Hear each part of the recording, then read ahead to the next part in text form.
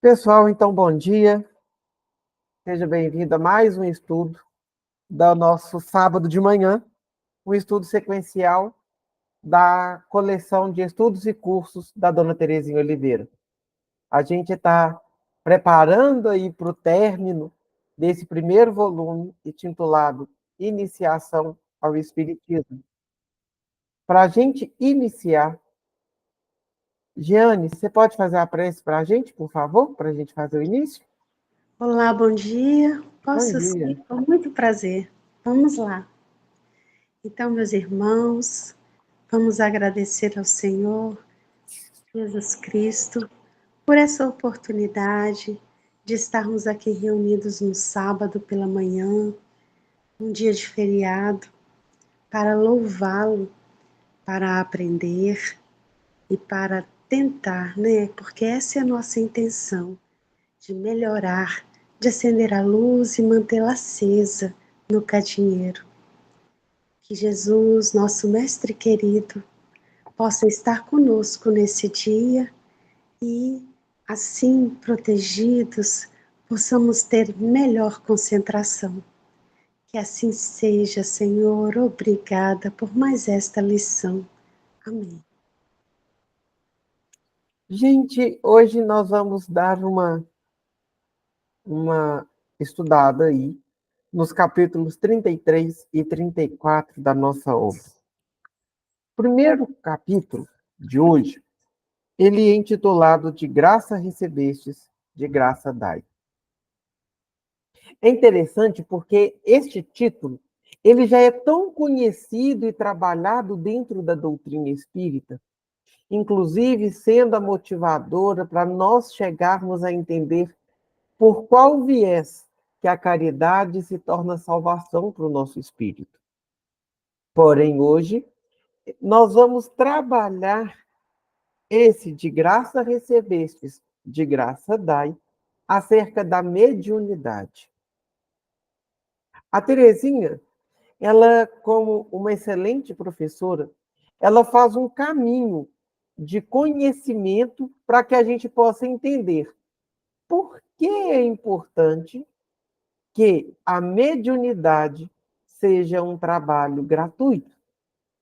E antes de tudo, a gente já pode se perguntar: será que nós temos condições, ou seria justo cobrar por um trabalho que não é nosso? A gente pode, dentro de uma prestação de serviço de mediunidade, garantir algo àquele que vem aconselhar?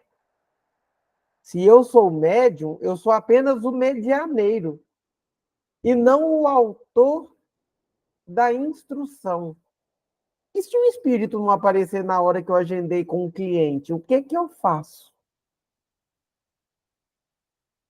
E aí, esse tanto de questão, Dona Terezinha vem trazer para a gente sobre mediunidade. Ela inicia seu caminho explicando que quando Jesus estimulou e orientou os seus discípulos na prática da mediunidade, Jesus recomendou a eles que a exercitassem gratuitamente. De graça recebestes, de graça dai. Eu já acho interessante esse início, porque quando Kardec coloca para nós que Jesus é nosso guia e modelo, ele é o parâmetro de evolução moral por ser o espírito mais evoluído que já pisou nessa terra, nós olhamos as atitudes de Jesus e somos convidados, então, a olhar para as nossas. Não como uma forma de comparação doentia, em que a gente vai querer fazer um processo de conversão como Paulo, que ficando cego vê uma luz e aí de assassino passa a ser apóstolo dos gentios. Não. A gente ainda não é Paulo. A gente olha para Jesus como um estimulador, como alguém que nos tira da zona de conforto para dizer: vou tentar ser diferente hoje. Ah, mas está difícil.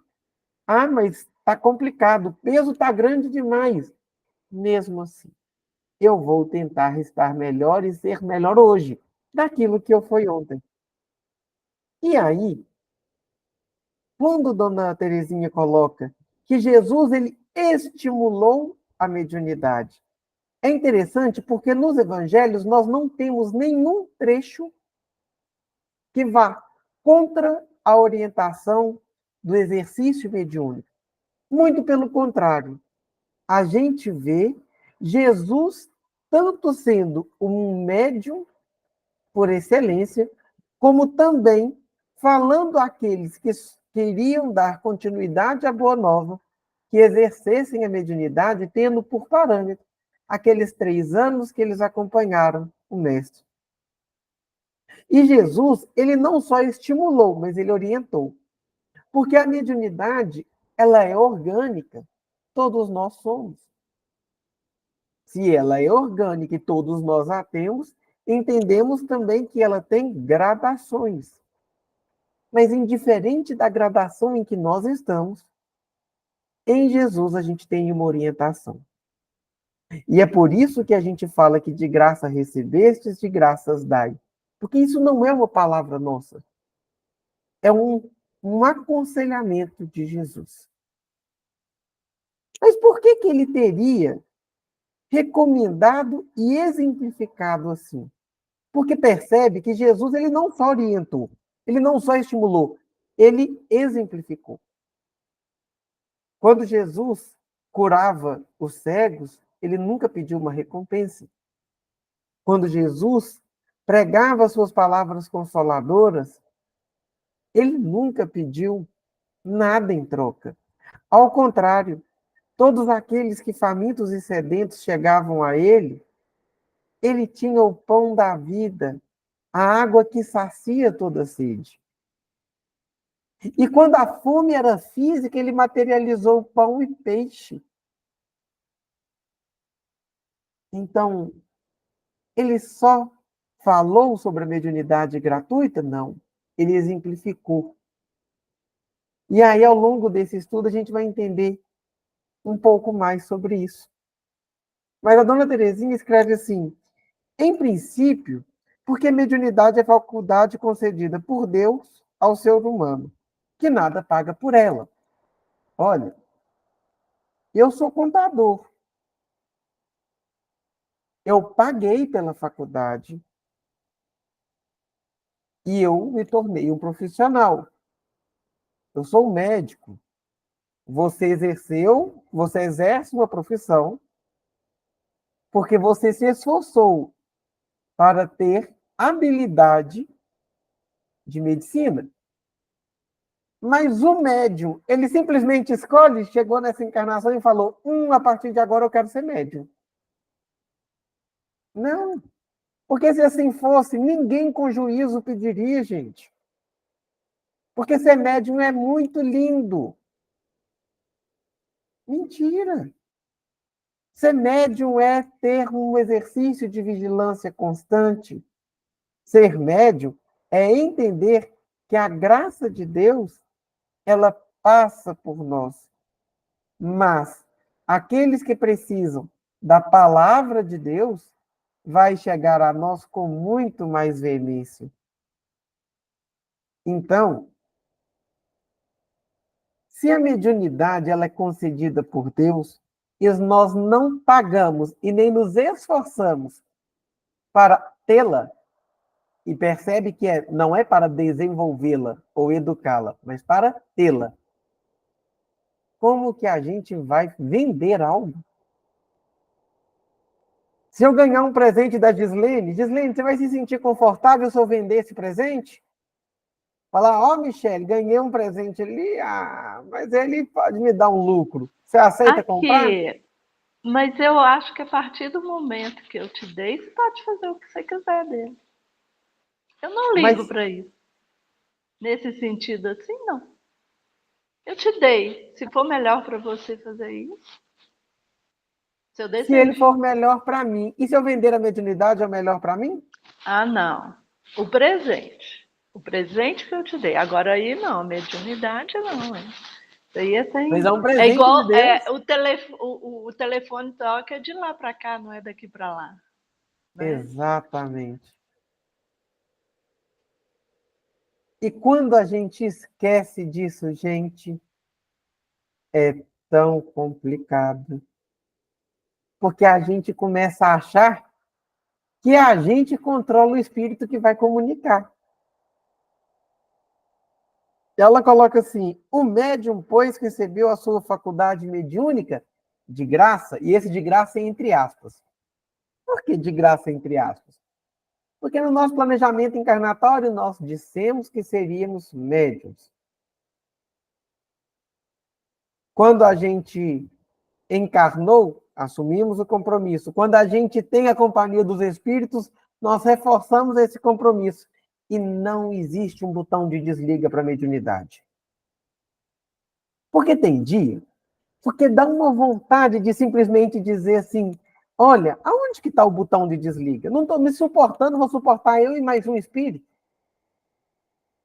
Gente, eu estou naquela reunião de família onde eu não estou suportando nem os vivos. Como que eu vou suportar os mortos? E eu vou te falar, não existe esse botão de desliga. Mas se nós assumimos esse compromisso antes mesmo de nós encarnarmos, com uma consciência muito mais expandida, será que nós não temos condições, então, de exercer essa mediunidade de forma sadia? Porque exercer de uma maneira qualquer não é esse chamado de Jesus. Porque, de qualquer forma, não vale para ele. Jesus é exigente. Ele olha para a nossa imperfeição e diz: ok, ô novo Pedro, pode me negar, ainda assim eu te amo. Mas o que fazer depois disso compete a cada um de nós. E aí a gente vai pensando, refletindo, pensando, refletindo. Porque ela faz uma outra pergunta: por que o exercício da mediunidade não deve ser cobrado? É justo, pois, e indispensável à vida social que cada um receba pelo que faz, o salário devido e que vá assegurar a sobrevivência corpórea. Então ela fala: olha, do seu trabalho você vive, tá? Viva do esforço do seu trabalho. No trabalho com a mediunidade, a situação é muito diferente, porque é um trabalho espiritual. Tem por finalidade fazer um intercâmbio entre o plano material e o espiritual, promovendo esclarecimento, a ajuda mútua, a fraternidade entre os encarnados e os desencarnados. Então vamos lá. As nossas atividades profissionais coincidem com essas finalidades? Para a gente poder comparar? No exercício da professora, ela está fazendo intercâmbio entre plano material e espiritual? Não. Tem alguma profissão que você tem comunicações espirituais para exercê-la? Não. Não existe a profissão médium. E outra coisa, eu posso sim cobrar por uma comunicação espiritual, eu só não posso garantir de quem seja. Mas prepare. Porque eu te garanto que vai dar errado. Ah, como é que você garante? É só você olhar para a história, gente. Quantos médiuns já caíram nesse erro? E para que nós vamos ser o próximo? Porque o trabalho espiritual sério, ele promove esclarecimento, ele é instrutivo, ele é provocador, ele é uma ajuda mútua. O plano espiritual nos ajuda, nós ajudamos o plano espiritual, e nessa egrégora, nessa corrente do bem, a gente vai transformando o nosso mundo, a partir da transformação do nosso ser. Algum trabalho nosso promove isso na intensidade que um trabalho mediúnico favorece? Duvido. Então, esse intercâmbio ele precisa estar ao alcance de todos os seres humanos, para que recebam esclarecimento, encontrem ajuda mútua e gozem da fraternidade entre encarnados e desencarnados. Gente, quando a gente fala que a mediunidade deve estar ao alcance de todos, a gente pode expandir essa reflexão. Porque a mediunidade ela não está vinculada à religião. Vamos lembrar, igual a gente disse no início, ela é orgânica. Se você está vivo, você é médium. Está encarnado? Você é médium. Agora, se eu fizesse hoje, falasse assim, olha, gente, vou fazer uma reunião mediúnica, R$ 500 por participante. Todo mundo teria acesso a essa reunião mediúnica? Não. Tem gente que R$ 500 é o dinheiro que ele vive o mês. Então, cuidado. Por trabalho mediúnico não se paga. Porque quando Jesus veio, ele fez questão de expandir o seu evangelho a toda a humanidade, e não só ao povo de Israel. Ele já nos mostrou que ele veio para pagãos, para gentios, para samaritanos e nazarenos. Ele veio para qualquer um. A mesma coisa a mediunidade. Se a gente começa a cobrar, além de um problema moral, a gente vai trazer para nós um problema de seletividade da fé. A gente vai encontrar mão a tudo que o Espiritismo diz. E é por isso que a gente, quando fala de doutrina, a gente fala da necessidade da instrução do espírita. Acredito que seja por isso que falo, a gente sempre escuta nas casas espíritas, que a maior caridade é divulgar a doutrina. Porque quando nós passamos a conhecê-la, a nossa consciência se expande. A nossa consciência se expandindo, nos tornamos críticos. E se somos críticos, não aceitamos mais qualquer coisa. E a fé espírita não é uma fé cega, é uma fé questionadora. E essa é a grande graça da nossa doutrina. Poder discutir, conversar, tirar conclusões, discordar, pesquisar, tirar novas conclusões. Gente, quem de nós já não mudou o ponto de vista sobre a vida ao longo do tempo que frequenta uma casa espírita? Que lê os livros espíritas? A gente já mudou o ponto de vista sobre tantas coisas.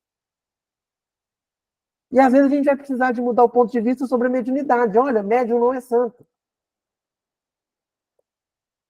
Médium não precisa de pedestal, porque vai cair. Médium não precisa de ficar sendo elogiado e nem de ser bajulado. Ele tem a obrigação só de ser bom médium mesmo. E se ele fizer o exercício bem feito, que bom. Mas é um compromisso pessoal. É um aprimoramento para ele e para aqueles que o rodeia. É um compromisso com a espiritualidade. Então, toda vez que a gente entra nessa questão de separar quem pode e quem não pode ter acesso à mediunidade, a gente já está indo contra totalmente o espiritismo. Eu acho curioso. Vocês já assistiram aquele filme As Mães de Chico Xavier? Quem não assistiu, vai para a Netflix, um balde de pipoca de um lado e uma toalha no outro para chorar. Porque se forem igual eu já assisti aquele filme 3 vezes e consegui chorar as 3. Eu sei até a fala, mas eu vou chorar. E tem uma cena onde o Chico, já idoso, já doente, ele é amparado por 2 amigos para sair da casa espírita. Eu não vou contar tudo não, para dar curiosidade no povo para ir assistir. E aí, o que me chama a atenção ali não é só a fala do Chico, que é incrível, mas a quantidade de gente na fila. Ah, mas é um filme, é exagero. Não, gente, tem foto. E Chico nunca cobrou nada. E o dia que Chico foi cair na sua vaidade, ele foi enganado pelos jornalistas. O que é que salva ele? Emmanuel. Aí tá lá naquele As Vidas de Chico Xavier, lá, né? No outro filme da biografia dele, essa cena. Então, gente, eu acho que a gente tem exemplo demais. E eu vou dar uma dica para quem quiser conhecer um pouquinho mais da vida de Chico. Existe um livro, o meu não está nem aqui, chama O Voo da Garça. E o segundo livro, ai Jesus, como é que ele chama? Deixa eu olhar aqui, porque eu tenho eles aqui. Esses livros é do John Arley. Nas Trilhas da Garça, o segundo. Inclusive, todos os dois livros são psicografados pelo John Harley, são psicografados, desculpa, são escritos pelo John Harley, um amigo de Chico, de Pedro Leopoldo, encarnado, e ele escreve esse livro, essa dupla de livros aí, e eu estou na espera ansiosa do terceiro livro, que diz ele que vai lançar. Então, o primeiro é sobre a vida dele em Uberaba, depois a transição dele e a estadia dele em Pedro Leopoldo, primeiro em Uberaba, depois agora ele vai fazer um sobre Chico para o todo o Brasil, das viagens, das histórias de Chico pelo Brasil e no exterior. Gente, é outro livro, são dois livros muito lindos. Dois livros muito lindos. Mas aí, voltando para o nosso tema, ela faz uma outra pergunta. O que poderá acontecer se a mediunidade for comercializada ou for profissionalizada? É porque a gente escuta muito, né? A mediunidade não é comércio, mediunidade não se cobra. E se eu cobrar, o que acontece? Vamos lá para a primeira consequência. Os pobres terão dificuldade. Poderão ter dificultado ou impedido o acesso ao esclarecimento, conforto e ajuda espiritual. A gente já fala dessa questão monetária. Gente, o Brasil é um país socialmente muito divergente. E é o maior país espírita. Se a gente cobrasse, será que a gente teria se tornado a pátria do Evangelho? Será que se a gente cobrasse, a gente não teria já desvirtuado ainda mais o Evangelho de Jesus? Porque tem hora que a gente desvirtua, né, para a gente passar a mão na nossa cabeça. Aí vem a espiritualidade e nos corrige. Agora, será que existe alguém no mundo que não precise de esclarecimento, conforto e ajuda espiritual? Existe, gente? Duvido. Tem um livro que se chama Venha, Seja Minha Luz. É o diário espiritual de Madre Teresa de Calcutá. E tem trechos com a letrinha dela lá, né? Toda bonitinho, falando. E a gente acha que ela, por ser uma mulher extraordinária, de uma espiritualidade incrível, ela não teve essa dificuldade na fé. Ela passa 40 anos no deserto espiritual, onde antes ela conversava com Jesus. E durante 40 anos ela não conversou. É como se Jesus houvesse silenciado para ela. Gente, você imagina quão difícil foi o deserto dessa mulher? E como também essa mulher precisou de esclarecimento frente a tantas dificuldades que ela passou? Conforto quando as próprias pessoas da Igreja Católica, ali da congregação dela, iam contra aquilo que ela iria promovendo, de ter uma vida de fé para além dos claustros do convento, mas uma vida de fé missionária. Imagina quanto que essa grande mulher não precisou de ajuda espiritual para dar conta de sua missão. Então, se ela precisou disso tudo, acredite, nós também. O médium receberá a paga pelo trabalho dos espíritos, o que é imoral. Ô, gente, quem de nós pode se considerar moralmente satisfeito com o seu momento atual quando a gente conhece a doutrina espírita. Porque este é um incômodo sadio. Essa é uma inconformidade sadia. É olhar para a gente e falar, ok, dei conta até aqui, mas vou dar conta de mais. Porque o quesito moral, o falar de moralidade, é a chave para falar de progresso espiritual. E a gente ainda não tem esse desenvolvimento moral e intelectual trabalhando em conjunto.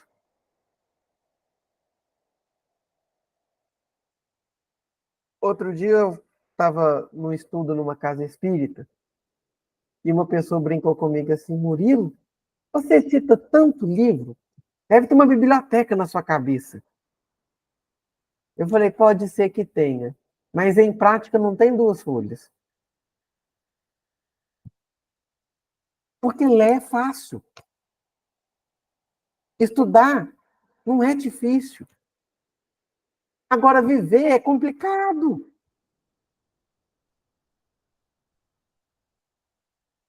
E quando a gente fala que o médium é intermediário, quem fala é o espírito, quem escreve é o espírito, quem ensina é o espírito, quem produz é o espírito e quem faz o fenômeno é o espírito. Ou seja, você está sendo, sabe o quê? Quando a gente cobra? Se a gente cobrasse da mediunidade, a gente seria o quê? Vampiro. A gente vive do esforço e da vida do outro. A gente seria um parasita. O que um parasita faz na planta? Toma da sua vitalidade para que ele sobreviva e a planta original morra. Se eu cobro da mediunidade, eu estou matando a essência dela para fazer a minha imoralidade sobreviver.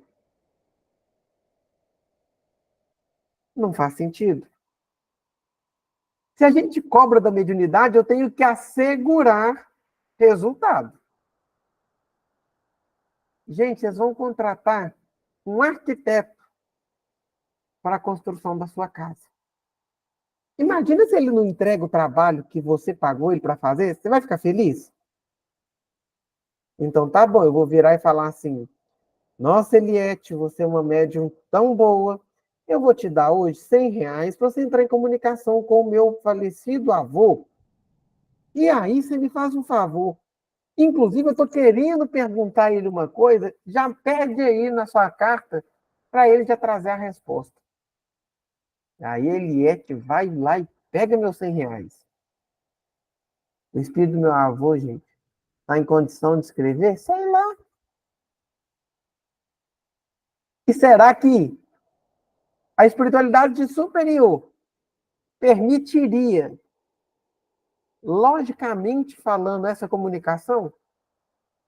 Cuidado para quem cobra de mediunidade, porque quando você paga, você está pagando para ser enganado. Ah, mas, gente, a assinatura parece tanto. Ô, gente, Jesus foi tentado no deserto. E ele nunca foi tentado com coisa ruim. Já viu alguém falar assim, nossa, eu estou tentado a sofrer? Não, a gente está sempre buscando sair do sofrimento, não é? Jesus foi tentado, foi com comida boa, poder, palácios, riquezas, tudo que nós gostamos. Então, cuidado, porque mediunidade paga a gente está sendo testado. E cair na tentação é perigoso. É por isso que a gente faz a oração do Pai Nosso. E não nos deixe cair em tentação. A gente pede esse auxílio ao Pai. Mas será que a gente também percebe o quanto Ele tem nos auxiliado? Gente, se eu estou fazendo a mediunidade de comércio, é uma prestação de serviço. Prepara, porque você vai ter Código do Consumidor nas suas costas, você vai ter Código Civil nas suas costas, Código Penal nas suas costas, Código Tributário nas suas costas. Está preparado para esse tanto de lei? Você vai ter que dar conta delas. Gente, hoje nós temos um participante novo no colo da mãe. Que coisa mais linda! E a mediunidade é faculdade fugidia. Gente, eu achei essa palavra ótima. Instável. Ninguém pode contar com ela com certeza. A gente já falou de momentos da nossa vida que o mau uso da mediunidade vai nos provocar a sua ruptura. A gente vai deixar de ser médium. Vou dar alguns exemplos. Olha, eu sou médium de evidência. Eu estou vendo espírito o tempo todo? Deus aqui me livre.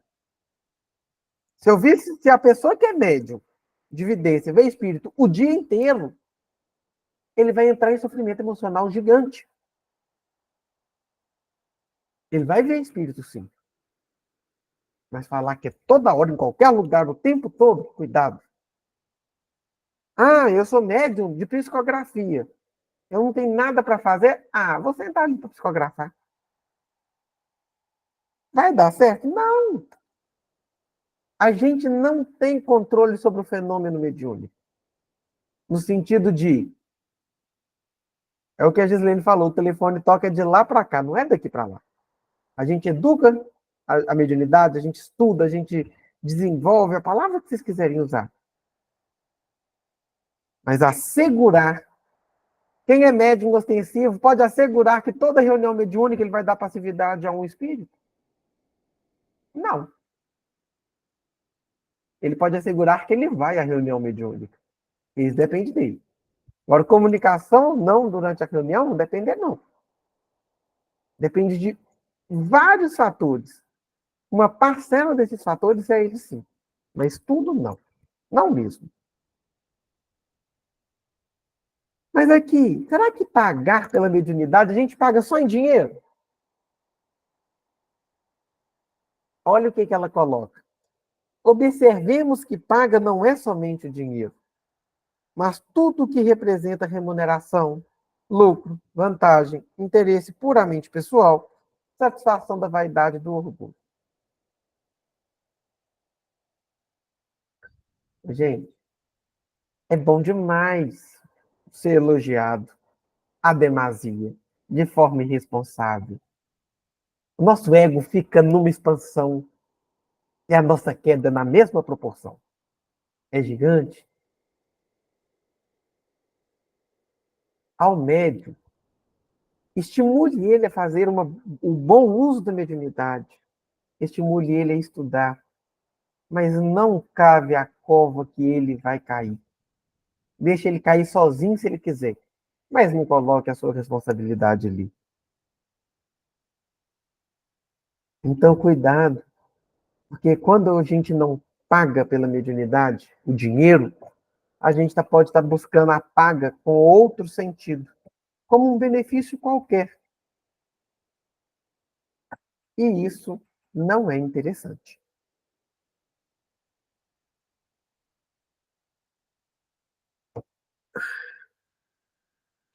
Ela coloca assim: desprendimento e interesse exigidos valem como um dispositivo de segurança para o movimento espírita. Desprendimento, desinteresse. Desprendimento por quê? Porque se eu tiver apego à mediunidade, vai dar errado. Se eu tiver apego a comunicações sucessivas e irresponsáveis, vai dar errado. E se eu não tiver desinteresse como sinal de troca, também vai dar errado. E qual que é, então, a remuneração espiritual? Então, será que ser médium... O que acontece, então? Eu venho para cá, escolho ser médium, passo por uma dificuldade danada para educar essa mediunidade, estudo demais, e no final eu morro? Qual que é o impacto disso na minha vida? Lá na última parte desse primeiro capítulo, ela fala assim: pagar suas dívidas espirituais anteriores, pelo bem que ensejar com seu trabalho mediúnico e adquirir mérito para novas realizações. Quando eu li essa frase, eu fiquei assim, gente, se eu pagar só o que eu estou devendo, eu já estou no lucro. Mas ela coloca ainda um estímulo, olha, Porque pelo bem do trabalho mediúnico, a gente pode adquirir mérito para novas realizações. Acelerar o próprio progresso, pelo desenvolvimento que lhe vem do exercício da sua faculdade e do conhecimento que adquire sobre a vida imortal. E terceiro, convívio com bons espíritos e proteção deles, em virtude da tarefa redentora a que se vincula. E a última frase, ela coloca uma reflexão da Meimei. A árvore não come seus próprios frutos. O médium não vive de mediunidade. Gente, e se a gente estiver desempregado, com dificuldade financeira? Larga a reunião mediúnica e vai caçar serviço em outra coisa. Por que eu estou falando isso? Porque foi a resposta que eu recebi da mentora. Uma época eu estava com uma dificuldade doida.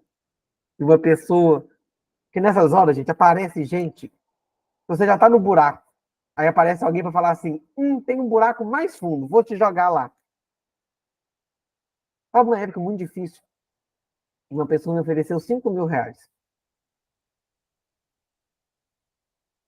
Gente, eu sabia que era errado, mas eu precisava tanto desse dinheiro.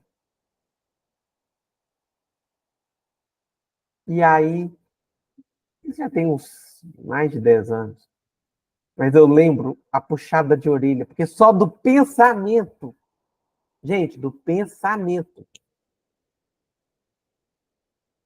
a minha mentora apareceu com toda a sua leveza e disse: largue a mediunidade e vá trabalhar em qualquer coisa que você vai ser mais útil do que uma mediunidade fajuta. Você está com dificuldade financeira? Não se preocupe. Você já está obeso, pode passar um pouquinho de fome. Não vai te matar. Gente, eu não estava nem aos pontos de passar fome. Eu só estava descontrolado. Ela falou assim, mas foi um tapa na cara? Da mesma forma que um dia eu perguntei assim, eu estava revoltado e falei, gente, eu não quero ser médium. Vamos parar com isso. Não quero mais mediunidade. Esse trem é chato demais, dá um trabalho danado. E eu apelei, sabe? E falei, Deus, chega. Já fiz, eu acho, o que você queria que eu fizesse. Já apanhei o tanto que você queria que eu apanhasse. Chega. Aí a minha mentora, com toda a sua delicadeza, aparece e fala assim, então pode desencarnar, Murilo. Eu, desencarnar? Se você não for médium, você não tem utilidade.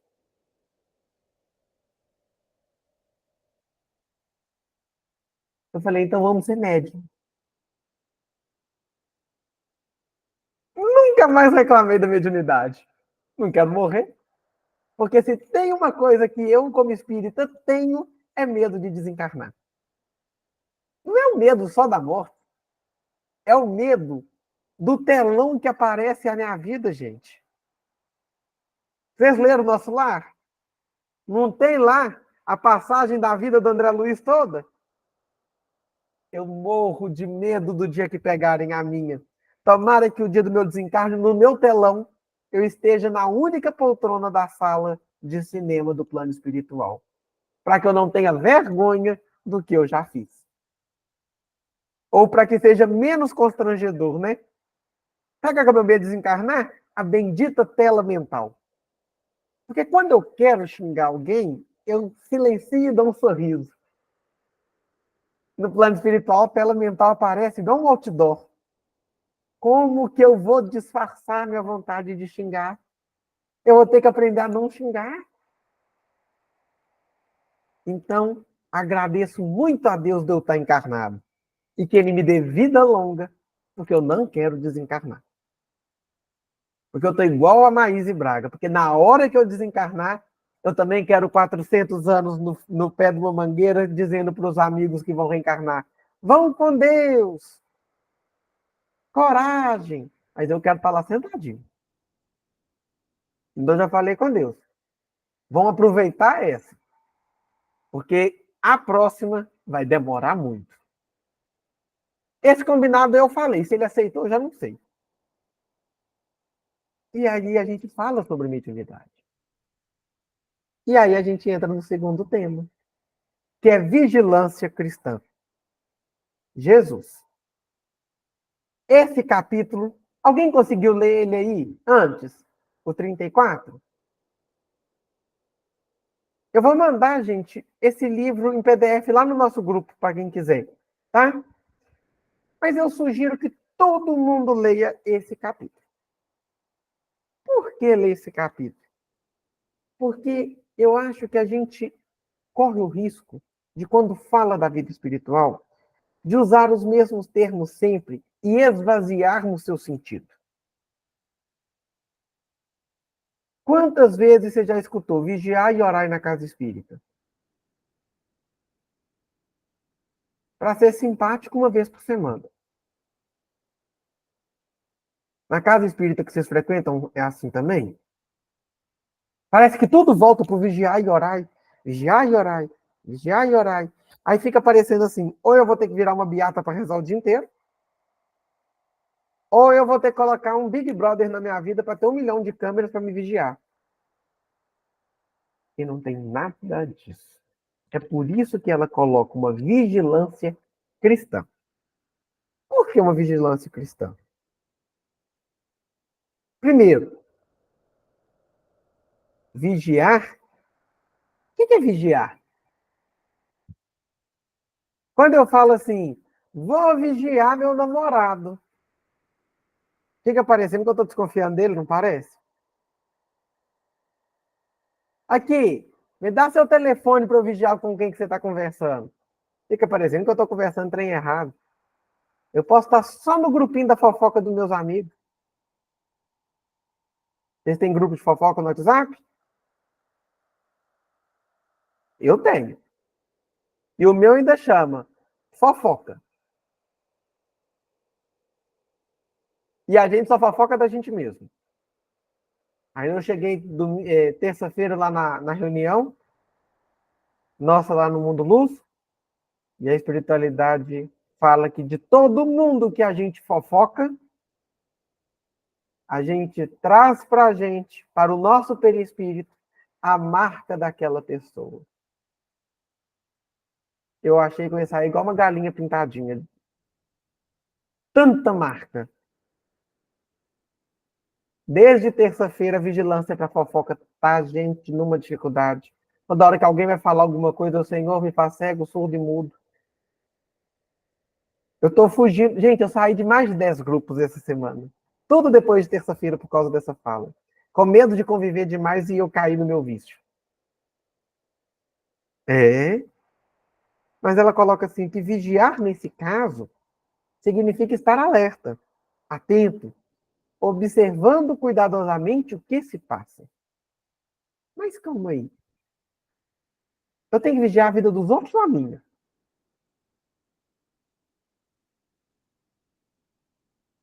Qual vida que eu tenho que vigiar? Eu tenho que vigiar a vida da Gislene? Depende, Gislene. A dona Terezinha vai explicar por quê. Minha família é do interior, gente. Eu sou de Esmeraldas. E aqui, as famílias têm, as avós, principalmente o pessoal mais velho, tem uns ditados que acompanham geração a geração. Eu tinha pavor da minha avó, porque minha avó Maura sempre falava assim, olha, diga com quem tu andas que direi quem tu és. Gente, eu tinha pavor dessa fala, porque ela repetia isso toda hora. Depois eu fui descobrir que isso nada mais é que a lei da sintonia. Se eu quero fofocar, eu vou conversar eu vou fofocar com a Gislene? Eu não, ela vai mandar eu calar a boca. Eu vou procurar o quem? Um outro fofoqueiro, não é? Um fofoqueiro não conversa com alguém na hora da fofoca que vai cortar a fofoca. Nós queremos alimentar ela. Você já viu alguém gostar de beber com quem não bebe? Não. A pessoa que bebe gosta de estar na companhia de alguém que vai beber também. Então, vigiar é estar atento também às nossas companhias, porque elas também vão dizer do nosso comportamento. Mas olha, uma boa notícia. a influência que exercemos ou que sofremos tem limite. Vamos pegar André Luiz. Como eu estou relendo o Nosso Lar, acompanhando o estudo da Vivian, lá no quarto, na quarta-feira à noite, eu estou gostando, menino, de reler André Luiz. Comecei a reler ele. Mas a Vivian está me cutucando muito também. Alguém aí está acompanhando o estudo da Vivian, gente? Ela provoca umas coisas na gente, né? Inclusive, falei que eu estou com uma vontade de falar com ela para ela ir menos a fundo, porque ela está me incomodando demais. Mas por que ela está me incomodando? Porque ela, no livro, tem uma fala que é o resgate de André Luiz no umbral. O espírito socorrista, ele estava no umbral, numa zona de sofrimento, mas não quer dizer que, por isso, ele era um espírito sofredor. Chico foi levado por seu pai a um prostíbulo. Não quer dizer, por isso, que ele concordava com as ações. Mas ele fez dessa experiência uma experiência de evangelização. No filme dele tem uma cena linda onde ele, dentro do prostíbulo, se ajoelha, dá as mãos para aquelas mulheres em situação de prostituição e entram em oração. Então, eu posso estar em um lugar, sim, onde a vigilância tem que ser maior. Não porque o outro pode me influenciar, mas é porque eu dou abertura para a influência dos outros. E eu, se estou mais desperto de consciência cristã, posso ser o motor da modificação daquele ambiente. Eu tenho uma amiga que é médium ostensivo, e ela uma vez falou comigo assim: Murilo, eu chego num ambiente, eu olho, sinto assim, aquele ambiente pesado, logo, logo eu vou embora. E eu falei, nossa, então você já vai desencarnar e vai direto para a colônia espiritual mais top que existir. Porque se aqui você não dá conta de conviver com um ambiente, será que Jesus não está te levando para esse ambiente para te provocar a ser um tarefeiro dele na modificação daquele ambiente? Será que Jesus não está te levando ali como um tarefeiro de estimular as pessoas a mudarem de conduta? Porque as pessoas vão ver a nossa fragilidade, nós vamos ver as delas, e juntos a gente vai crescer? Para mim, um dos trabalhos espíritas mais lindos que nós temos é a COTEB. Michele está aí e pode falar. A COTEB é uma comunidade terapêutica para dependentes químicos espírita. Ela é uma comunidade terapêutica toda vinculada ao espiritismo, mas acolhe qualquer pessoa. E dentro da COTEB, você vai ter passe, vai ter sua água fluidificada, você vai ter reunião mediúnica, você vai ter palestra, você vai ter estudo, você vai ter o acompanhamento terapêutico? Vai. Você vai ter o acompanhamento médico? Sim. Mas você vai ter o acompanhamento espiritual. A COTEB olha para a dimensão espiritual do ser humano como um favor, como um fornecedor, uma contribuição para a saúde mental do dependente químico. E ele transforma a vida daquelas pessoas. Uma internação na COTEB é 9 meses. Eu falo que é o renascimento. Parece que colocou de novo no útero para a pessoa sair de novo e falar, vida nova.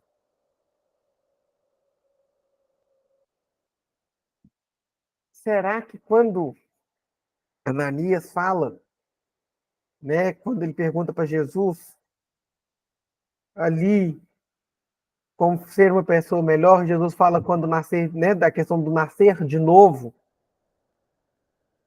Jesus ele falava da reencarnação. mas a gente pode nascer de novas oportunidades. Eu falo que a COTEB tem essa finalidade. Ser um útero, uma geração de uma nova vida a partir da vida que você já tem. E para os tarefeiros também. Infelizmente, eu me distanciei muito da COTEB nos últimos anos, por pura indisciplina e falta de vergonha na cara. Mas, para mim, é um dos grandes trabalhos que a doutrina espírita tem aqui. E tão pertinho de nós. Mas por que eu estou falando isso? Porque a gente entra numa próxima pergunta.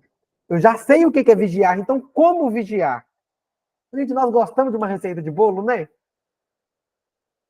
A gente já sabe que tem que vigiar, já sabemos o que é vigilância. Mas como? Observando e analisando, de ponto de vista espírita, no entendimento cristão, pensamentos, sentimentos, palavras e atos. Tanto os nossos, como os dos outros, encarnados e desencarnados. Quando eu li essa frase, eu lembrei muito de quando eu era católico. Alguém aqui também já foi católico, é de família católica? Quando a gente vai à missa, tem lá um momento em que a gente pede perdão pelos pecados. Não tem? Lá no início da missa. E ali tem um ato de contrição. E aí você pede perdão pelos pecados cometidos em pensamentos e palavras, atos e omissões. Não é? Está diferente do que está falando aqui?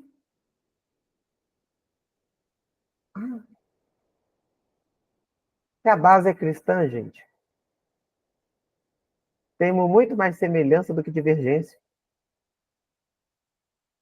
E às vezes a gente que é espírita gosta de bater no peito e falar que a gente é melhor do que os outros. Olha, quando a gente tem essa atenção para os nossos pensamentos, a gente modifica a nossa forma de ser. Quando a gente olha para os nossos sentimentos, com a vigilância cristã, a gente não provoca só uma reforma íntima, mas um bem-estar emocional.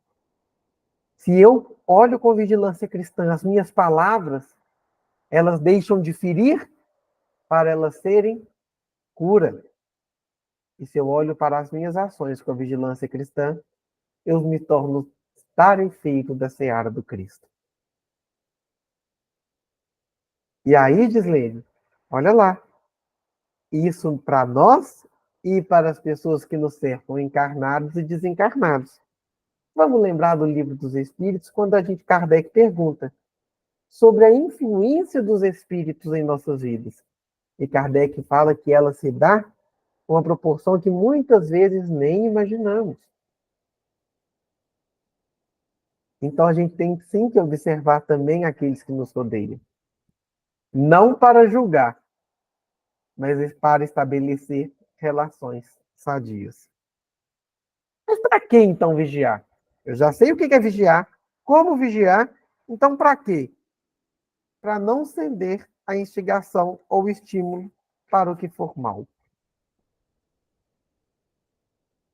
E aí eu acho lindo isso. Porque antes de vigiar, eu entro num processo anterior. Para eu vigiar, eu tenho que ter discernimento.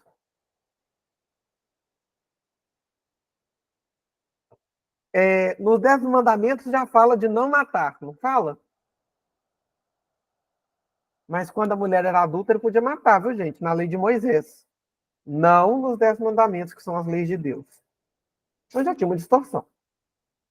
A mulher adúltera, para Jesus, foi acolhida. Não foi nem apedrejada, porque Jesus foi coerente com as leis de Deus e não com as leis de Moisés. Por que eu estou falando isso?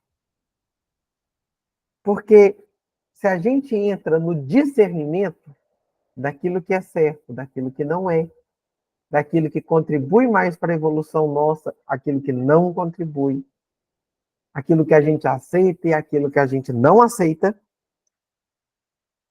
a gente consegue fazer essa vigilância e fazer um mecanismo de impor limites. Gislene, eu te amo demais, mas eu não aceito tudo que você faz. Isso não diminui meu amor, mas tem um limite. E colocar esse limite é simples. Vamos pensar, gente, a gente está namorando, a gente está apaixonado, mas tem uma atitude do nosso namorado que a gente não gosta. A gente fala de primeira, normalmente? Não. Aí, quando eu estou com 10 anos de casado, eu quero olhar para ele e falar assim, olha, isso me incomoda. Para, por favor. Eu sempre fui assim. Aí você vai responder, eu sempre fui irritada. Só que tem esses anos todos que eu guardo. Agora eu já não estou dando conta mais. Então, se a gente já tem o discernimento do certo, do errado, do bom, do mal, a gente entra depois do discernimento na vigilância como essa prontidão para impor limites. Você quer ver o maior malefício que um pai e uma mãe pode fazer? Não imponha limite aos filhos. Vocês vão criar um monstrinho. Tem uma psicanalista que eu amo de paixão, a Maria Rita Kel, e ela, essa semana, colocou um vídeo assim, eu até repostei ele lá no Instagram, sobre as crianças abandonadas. Alguém já viu esse videozinho no Instagram? Ele tá brotando, vamos dizer assim. Ela fala que as crianças abandonadas não são as que estão para adoção. As crianças abandonadas são aquelas que estão dentro de um lar e não são educadas. Não ouvem não. Não aprendem a ter limite. Porque elas ficam abandonadas à própria sorte. E num abrigo, numa casa de acolhimento, essas crianças vão aprender muito mais a educação, os limites, do que provavelmente numa casa sem vigilância cristã. Quando a gente tem que vigiar nós mesmos, ela nos deixa aí 4 dicas. Para não ensejarmos a sintonia mental ou afinidade fluídica com os espíritos inferiores, encarnados ou não.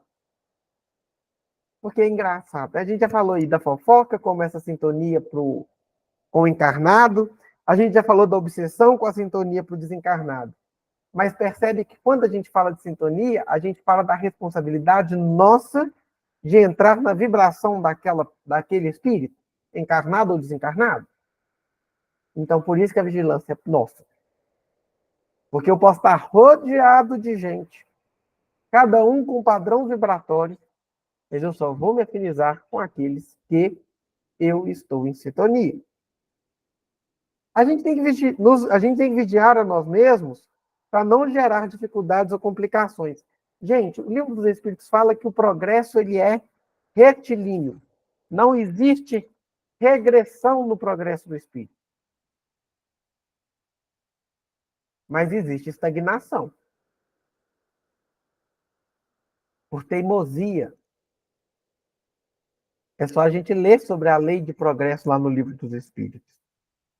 Então, gente, a gente tem que cuidar, porque senão a gente gera as próprias dificuldades ou complicações. E a pior desculpa que o espírita usa é: deve ser o obsessor. Gente, o obsessor deve estar de férias, você. Então, vamos pensar. Será que a gente está causando mais soluções ou problemas para nós mesmos? Se for soluções, qual é a medida sadia? E se for problemas, como fazer com que as nossas atitudes mudem e eu passe a encontrar soluções? Depois, para não provocar reações más em nossos semelhantes. Gente, eu tenho pavor de Pequeno Príncipe. Tu te tornas eternamente responsável por aquilo que cativas.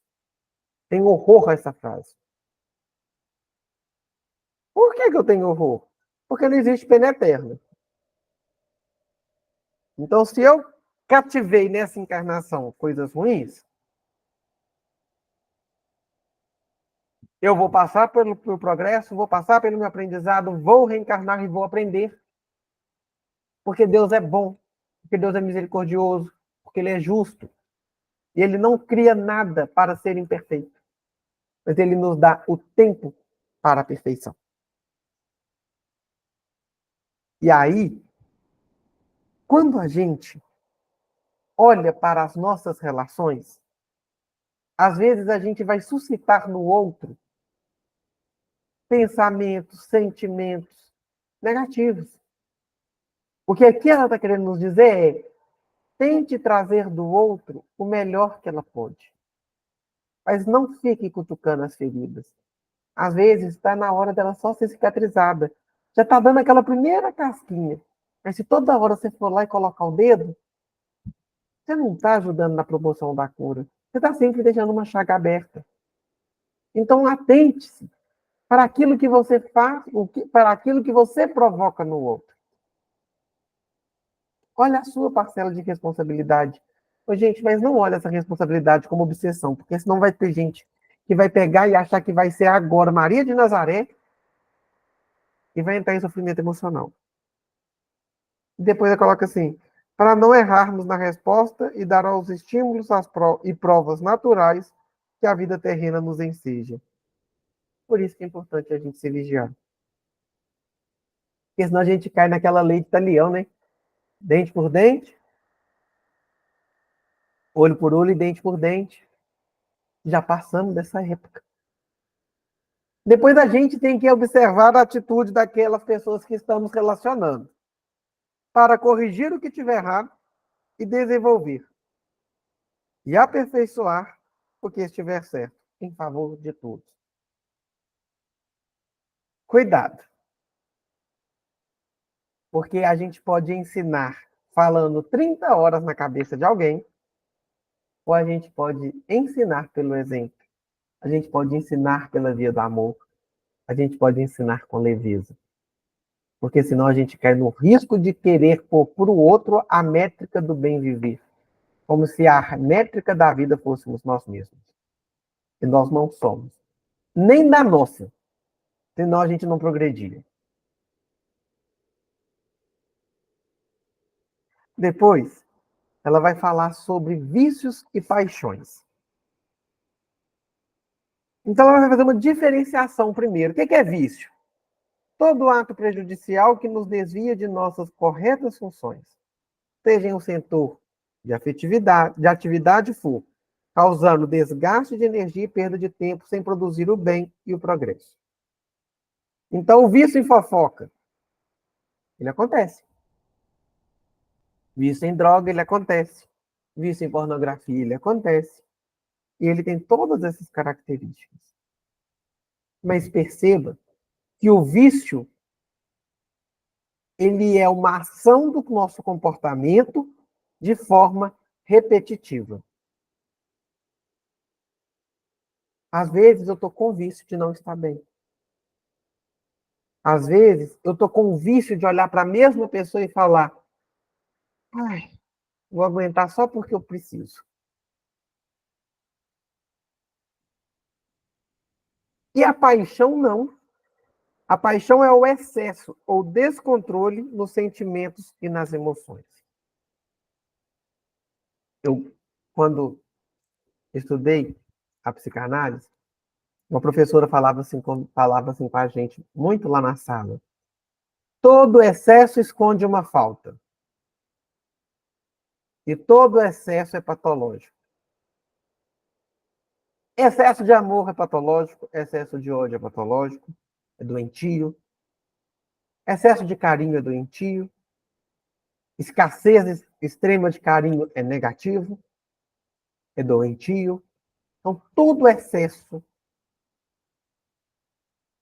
é sinal de uma doença por causa de uma falta. E aí depois ela coloca alguns excessos da vida corpórea e alguns efeitos. Excesso de sexo. Desregramentos sexuais produzem bacilos psíquicos. que influenciam sobre as células geradoras, chegando a aniquilá-las. E o excesso de drogas? É como um veneno que abala o sistema nervoso, lesões orgânicas e espiritualmente, além da dependência química, ainda vai nos trazer muitas danosas consequências espirituais. E o excesso de alimentação? O que vai provocar? Cria parasita fluídico, além das alterações sofridas pelo que for ingerido, prejudicando o aparelho digestivo, ficando evidente que se deve evitar a gula. E aí depois a Terezinha fala assim com a gente sobre as reuniões mediúnicas, né? Ou as reuniões espíritas de modo geral. Ô, gente, evite ir para um churrasco antes da reunião mediúnica.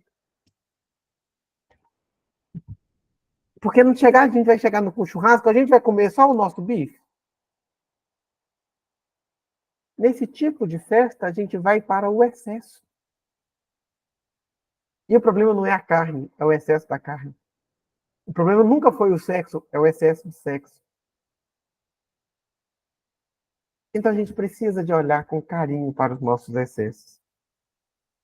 Porque Jesus disse para a gente que quando o templo fosse derrubado, ele reergueria esse templo em 3 dias. Isso ele falava do templo do corpo, fazendo uma alusão ao período da sua morte e da sua ressurreição. 3 dias. Porque o nosso corpo, ele é um templo onde a obra de Deus habita. Se a gente ganha esse olhar para nós mesmos, onde nós somos um templo guarda algo de sagrado, e o nosso espírito é sagrado. Então, gente, façamos também de nosso corpo um templo para o Senhor. Porque é assim que Jesus nos ensinou. E as virtudes? Virtude é a disposição firme e constante para a prática do bem, até mesmo em favor do próximo, sem interesse pessoal nem intenção oculta. Virtude. Gente, virtude é um sonho para cada um de nós. E a gente já tem algumas, outras vão ser conquistadas. Seria fácil hoje eu chegar para vocês e falar assim, gente, faça uma lista de todas as suas virtudes.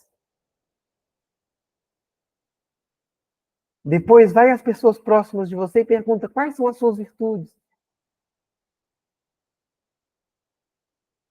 Sabe por quê? Porque é importante a gente reconhecer o que a gente já fez para a conquista da virtude e mais, reconhecer a parcela dela que já damos conta de viver. Porque a virtude é também um hábito. A virtude, ela é conquista. E quando ela se torna constante, ela não tem interesse. Depois ela lembra para a gente sobre a oração. Porque orar é comunicar-se com o plano espiritual superior. E é por isso que quando os discípulos falam para Jesus, Mestre, ensina-nos a orar. Ele fala, vai para dentro do seu quarto, fecha a porta e diz, Pai nosso que estais nos céus, santificado seja teu nome. E aí a gente já conhece a oração do Pai Nosso. Será como que a gente tem feito nossas orações? Será, Senhor, que eu ganhe a Mega Sena e resolva todos os meus problemas? Ou, Senhor, estou passando por dificuldades. Me ajude a sair delas, diante da sua sabedoria. Me ajude a transformar a minha vida, transformar a minha dificuldade em força, o meu medo em sabedoria. Da forma como o Senhor, que tem uma vontade perfeita, possa encontrar como a melhor oportunidade para mim. É tão diferente. Quando a gente faz a oração do Pai Nosso, tem hora que parece que a gente está indo igual um cavalo disparado. Pai Nosso que sai do céu, santificado seja o vosso nome, venha o vosso reino. Você repetiu um tanto de palavra, mas a última coisa que você fez foi a oração. Gente, medita. Às vezes a oração vai estar numa palavra. Acalma. Se Jesus é nosso amigo, esse irmão mais velho, a gente precisa ter intimidade com ele. E a pessoa que é muito íntima minha, eu não chego e falo, Senhor, vós sois. Eu não falo, Jesus, quem está pegando fogo. Eu falo com ele igual eu falo com os meus amigos, porque ele é meu amigo.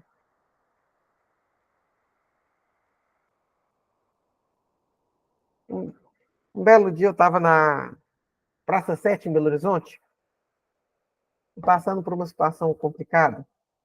Vocês conhecem a igreja São José? No centro de Belo Horizonte? E eu estava ali perto, na Rua Tupis, falei, vou entrar nessa igreja. E entrei na igreja.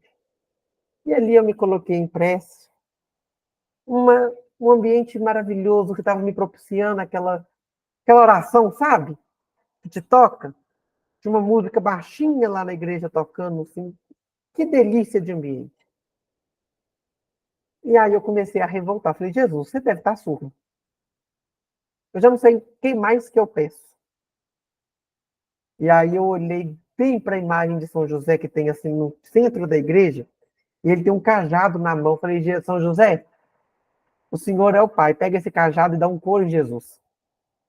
Porque parece que meu amigo me abandonou. Depois eu fiquei pensando, gente, que oração fútil. Eu pedindo São José para pegar o bastão dele lá e dar um coro em Jesus. Eu falei, ele não está me escutando. Seu filho deve estar surdo. E aí depois eu falando, e quem disse que ele tem obrigação de me escutar? E diante da bobagem que eu estou sofrendo, tanto que eu peguei um problema desse tamanho e transformei num gigante, tomara que ele não me escute mesmo, né? Tomara que ele finja de surdo, porque escutar ele está escutando. Para não dar atenção à minha bobagem. E aí depois eu voltei lá e falei, São José, não bate em Jesus, não. Tira ele do castigo. Falei, pelo sim ou pelo não, fui lá falar que eu estava errado, pedir desculpa. Mas a gente pode olhar para a forma de oração com essa leveza. E a oração alcança a fonte das bênçãos divinas. Gente, o que é a fonte das bênçãos divinas?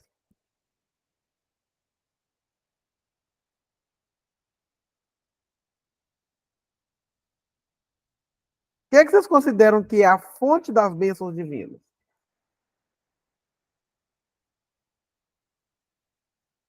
Alguém chuta?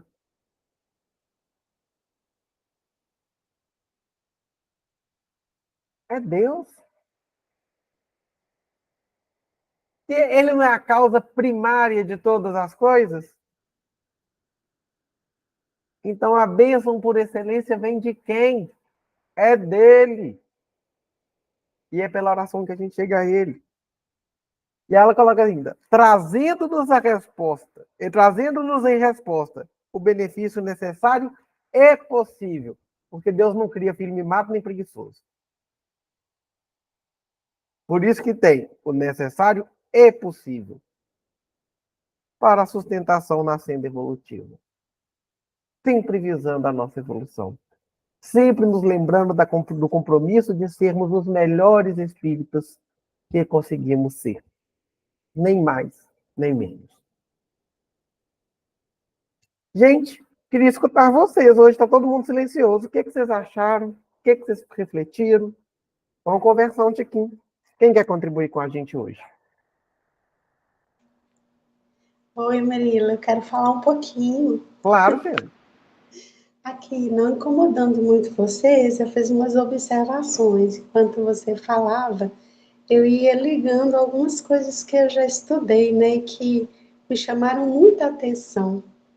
Olha, para começar, eu também acho aquela frase de cativar e ficar presa para sempre, né? Responsável para sempre por aquele que a gente cativa, eu acho um absurdo. Porque o próprio Jesus nos fala que nós temos que fazer a caridade e desapegar, deixar ir, né? Então, eu concordo com você.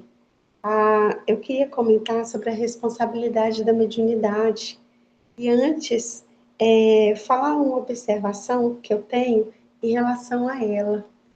Eu acredito que a mediunidade, assim, Jesus nos diz que é um presente, né? Kardec vai falar lá, a doutrina espírita diz que nos é um presente. Mas eu vejo como um portal, um ponto de ligação nossa com as outras dimensões. E se a gente tiver com esse portal, né, perfeito, alinhado, junto com as nossas responsabilidades de melhoria, com certeza, aquele que vem para poder nos ajudar ou para se comunicar, né, vai ser um espírito com mais alta qualidade. Eu digo isso porque se a gente estiver no caminho do bem, na vigilância, como você mesmo disse, com certeza a gente tende a atrair todos aqueles que podem nos ajudar. E aí eu lembrei do Libério, acho que é Libério, no livro Nos Domínios da Mediunidade, no capítulo 1, ele fala assim, que a mediunidade é tão importante para a gente, porque com ela, com essa ferramenta, a gente pode fazer a caridade, se melhorar. Mas para que isso aconteça, é preciso que a gente esteja aqui, ó, igual estamos hoje, estudando, refletindo, tentando fazer com que a nossa vida melhore na questão espiritual, evolutiva, né? E tem uma coisa interessante, porque a gente vai se melhorando e a gente vai aumentando a luz que a gente tem dentro da gente, e a partir daí a gente passa a fazer caridade no automático, porque nós somos médios 24 horas, né? Então é muito interessante essa questão. E eu também anotei aqui quando você falou da carne, e eu me lembrei, a carne, ela provoca acidose metabólica, e nós ficamos com o organismo muito ácido pelo excesso de ácido lático que ela provoca no seu metabolismo. E não é só a carne que faz isso, né? Vou falar também da bebida alcoólica, dos excessos que você falou também. Deve ser que quando a gente fica com a energia assim muito ácida, a gente não consiga ser um bom canal condutor durante a reunião mediúnica. É isso que eu queria comentar.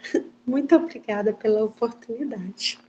Nós que agradecemos pela contribuição, pela reflexão. Alguém mais quer fazer algum comentário, trazer alguma reflexão para a gente hoje? Todo mundo silencioso? Então a gente vai caminhando para o fim. Vou pedir. Ô, Gi, você consegue fazer a prece para a gente?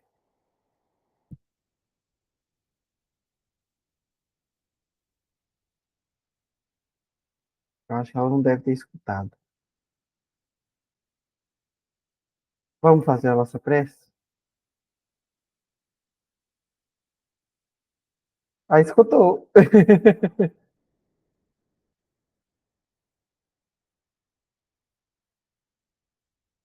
Ah, porque ela não está podendo falar, gente. Então vamos fazer a nossa prece. Senhor Jesus, graças te damos neste momento pela oportunidade bendita do estudo e do trabalho. Fazei, Senhor, de nossas vidas uma tarefa sempre edificante, onde o nosso amor pode se assemelhar ao seu amor, e assim juntos trilharmos todos os caminhos necessários. Jesus, fica conosco, abençoe nossas famílias, visite os lares dos enfermos, ajude a apaziguar os corações que precisam de consolo, visite os lugares em guerra, para que o seu amor possa se tornar a lei universal.